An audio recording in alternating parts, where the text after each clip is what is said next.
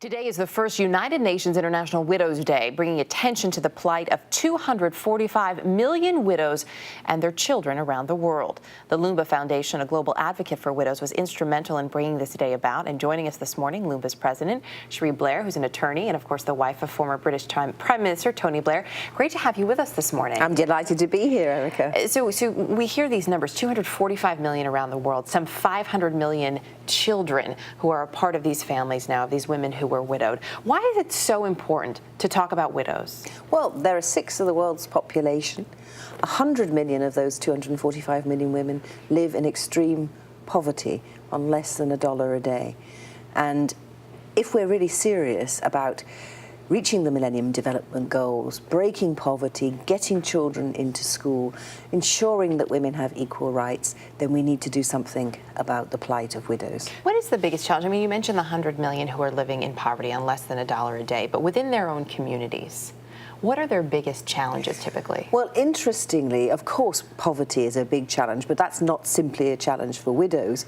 But in many communities in South Asia, in Africa, there are these social taboos about widows, which actually the discrimination that widows suffer and the fact that often when they lose their husband, they lose all their rights to be considered human beings.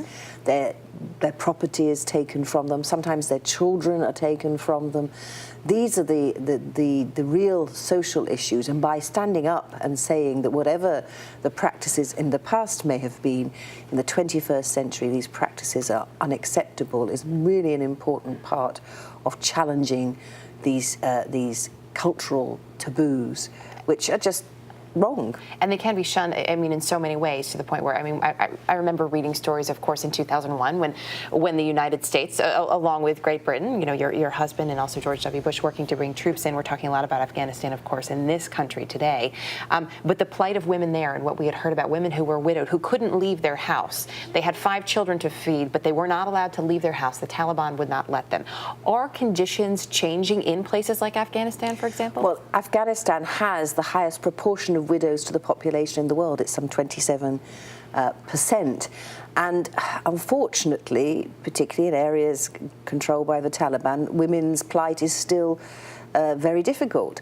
Because if, in fact, you're not allowed to support yourself, you're not allowed to go out without a man, and you lose your husband, then you really are stuck. And that means not only are you stuck, but your children are stuck. Because we have to remember, sometimes when we talk about widows, we think elderly women. But we're talking about, across the world, many, many women whose husbands died prematurely, whether through HIV, AIDS, through poverty, through war and conflict. And those women will be the ones with the younger children. If they can't support their children, it also means that their children don't get educated, their children may be forced into prostitution, they may be forced into prostitution, and a vicious circle of decline continues. Is there any concern, too, with the drawdown of troops in Afghanistan, how that may affect the plight of these women and their children?